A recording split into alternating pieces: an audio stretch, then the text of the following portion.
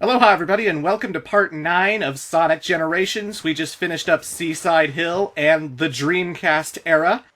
And we just opened up all of the challenge acts. We still got 6 challenge acts that we're going to be doing because we need to get the boss gate keys, which will open the boss gate room because once again, we can't reach the next era until we defeat the boss. There's still this weird purple time eater dark energy fog that won't let us go through. Let us through, god damn it! But before we go to the challenge acts, there's something above City Escape, and you can use the logo of City Escape to get there. So let's see what's up in this area. Oh, it's Shadow the Hedgehog, Sonic's ultimate rival. You're finally here, Sonic. I don't know where we are, nor do I care. This is where I finish you, Sonic. What the hell, Shadow? He doesn't seem to have amnesia or anything. He seems to be very aware of where he is. What the hell's going on? Why is he fighting us? Jeez. You're a dick, Shadow. You're a dick. This is very similar to the Metal Sonic encounter. We have to face off with Shadow in order to get a Chaos Emerald, and we face off with Shadow in both the 3DS and the console version. The 3DS encounter is very similar to the Metal Sonic race. In fact, it's exactly similar to the Metal Sonic race. We have to get to the goal ring before Shadow does, and he has a whole bunch of tricks up his sleeve, like that, his Chaos Boost, where he gets a big burst of speed, and we have to jump over it so that we don't get damaged and stuff. Hey, what do you know? The Sonic Adventure 2 multiplayer is canon. We're racing Shadow on Radical Highway, just like the multiplayer. How about that? The metagame with this race is that you want to collect a whole bunch of rings so that you get your boost energy, right? And boosting also attracts rings to you, so if you boost around a set of rings, they'll flow into you, which is always important to remember. Sometimes you need to jump into rings to get more boost gauge energy, and that will actually help with shortcuts and stuff. And, yeah, because if you're not boosting, you really can't beat Shadow. He doesn't really have too many dangerous attacks. He actually feels a lot slower than Metal Sonic did. You can actually see his attacks coming from like a mile away. But, yeah, it's just about maintaining your boost gauge by constantly running into rings, and you'll beat him no problem. Not really all that challenging. I actually think the Metal Sonic encounter in Casino Night is actually our harder race. So, ultimate life for my ass.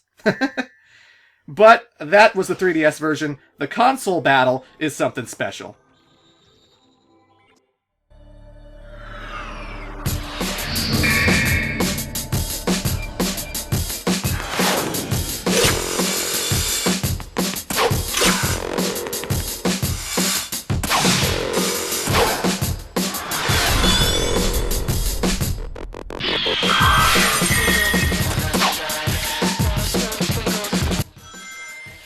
That was awesome. They recreated the intro for the GameCube version of Sonic Adventure 2 Battle, where Sonic and Shadow are running along Radical Highway, and then they jump towards each other with the moon in the background. Ugh!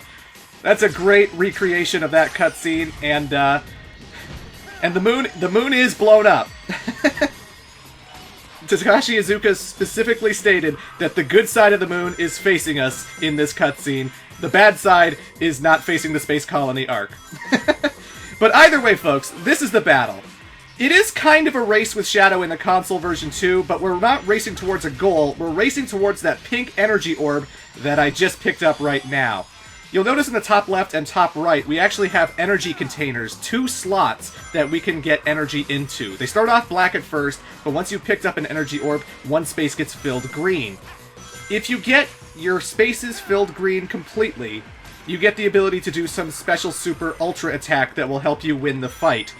And Shadow can get this as well, so that's why you definitely want to race him to it, and you want to constantly hammer the boost button, not just hold on to it. I find actually multiple tapping the boost button helps you get a bit burst of speed to actually get closer to the energy orb before he does. But if he does get it, oh god. Shadow shoots a whole bunch of Chaos Spears, which you'll need to sidestep out of the way to dodge. And he also has one final attack at the very end. Whoosh! He'll send it right at your face, so you'll need to sidestep. The great thing about when Shadow gets his special power-up is that All Hail Shadow from Sonic 06 kicks in.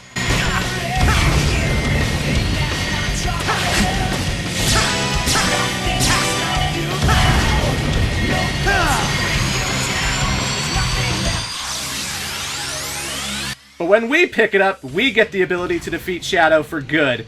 What happens is we have a whole bunch of asteroids on the pathway, and we want to sidestep into those asteroids so that the chunks will run into Shadow, and he will slow down. The objective is to drain Shadow of all of his rings and deliver one final attack with his rings gone. You can't really do that while you're racing him. He's constantly boosting. There's no way to homing attack him, right? But once you get all the energy orbs, you can boost right behind Shadow, drain his rings, and kick his ass.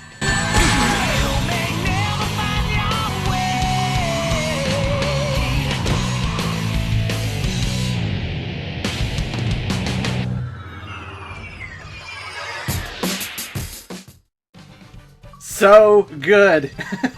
And when Sonic gets his ultimate power, that was obviously the Live and Learn theme song from Sonic Adventure 2, the big main theme, the big climactic battle against the final form of Bio-Lizard, you know. So good, such nostalgia. It's nice to see the Space Colony arc in HD and all that stuff, you know.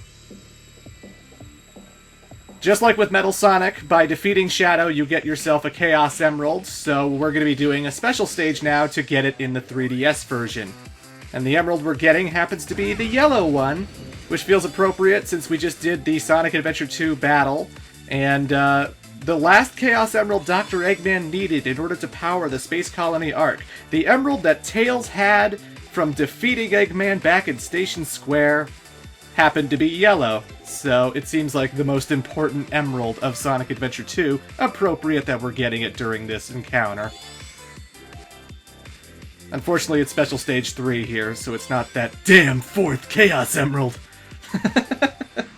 But, yeah, these special stages kick ass. You know, they still rule. Definitely better than the Sonic Heroes ones, because you could actually go, like, around the tube in this one, you know? With Sonic Heroes, you always found there was some kind of weird invisible bump, invisible thing that you would just bump into on the ceiling. You would lose your momentum so much anytime you tried to go around on that tube.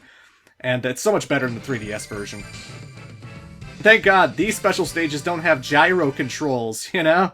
Because wouldn't it be terrible if the special stages had gyro controls and they make you sick and they make you look like an idiot while you play them? Oh, I am not looking forward to the next 3DS game. I am really, really not looking forward to the next 3DS game. But anywho, folks, that was Shadow. Now we need to do all the challenge acts so that we can get the boss gate keys, so that we can open the boss gate room. And we're going to start off here on Speed Highway doing Cream's Chow Hunt, because as I said before, I'm doing all of the challenge acts that involve Sonic's friends. Find the Chow and get to the goal! Alrighty, so now we got ourselves another race on our hands, this time with Cream the Rabbit. Although, this is not strictly a get-to-the-goal ring before they do kind of race. You'll notice there are a whole bunch of Chow scattered throughout the levels, and we actually have a meter on the top left, something out of 11. We have to collect more Chow than Cream does, and then get to the goal ring.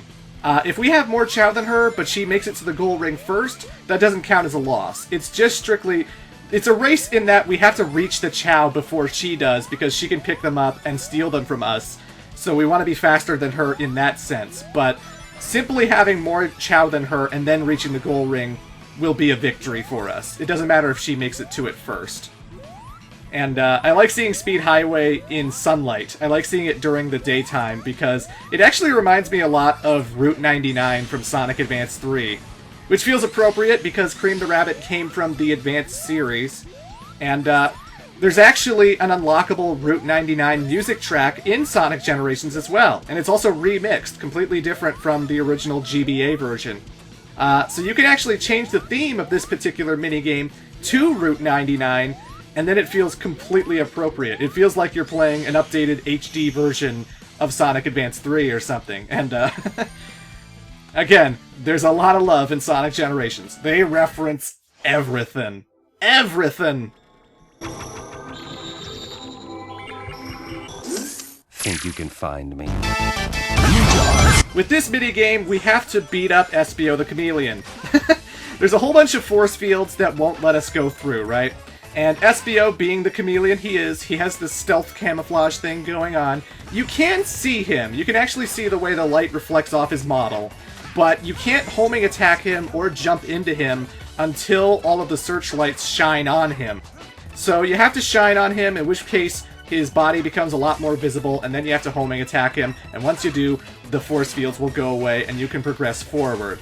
I don't know why Espio is fighting us. I guess he's training us to be like a ninja, but Sonic doesn't need to be a ninja to fight giant robots and stuff that he's beaten millions of times. I don't know what the friends are doing. I don't know why Espio's doing this to us. This one's actually really annoying to S rank. Because you have to have the searchlight shine on Espio, and he randomizes his position every time you play this. Like, he could be on the left side, he could be on the right side. It's always different every time you play. And, it just gets really annoying sometimes when you have to shine the light. It goes super slow in a sweeping motion, and sometimes he'll be on the left, but then you hit the searchlight, and then he'll teleport to the right when you weren't looking, and it's like, ah! You know? This is by far one of the most annoying challenges to S-rank, and that's something I should mention. All of the challenge acts usually are harder to S-rank than the actual stages and generations. They don't even have an achievement for this either. Like, there's no achievement for S-ranking all of the challenge acts. You only get one for simply completing all of them, but not for S-ranking all of them, which I did anyway. Think you can dodge my bombs and get to the finish line? Alrighty, with this challenge act, we have to get to the goal ring, but Rouge the Bat is constantly throwing bombs all over the place, which damage us and slow us down. And what the hell, Rouge? Why are all of our friends trying to kill us? They also have a lot of teeter-totters that are very reminiscent of Starlight Zone from Sonic the Hedgehog 1, and Hilltop Zone from Sonic the Hedgehog 2, which I love oh so much. So, there's no real momentum. You just have to, like, hit one side of it once. It doesn't matter how hard you jump on it. The ball will go as high no matter what. And, it will propel you higher. And you need to kind of watch out for all the flamethrower contraptions, all the gun beetles, all the bombs that Rouge will be dropping.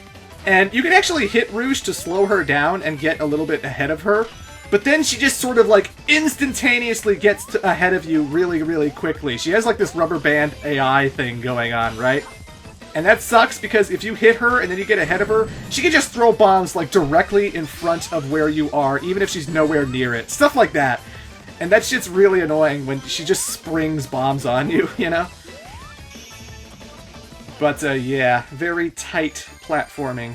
There is a skill to make Sonic get up quicker after he's been knocked down, and that helps you get an S rank in that level a lot better.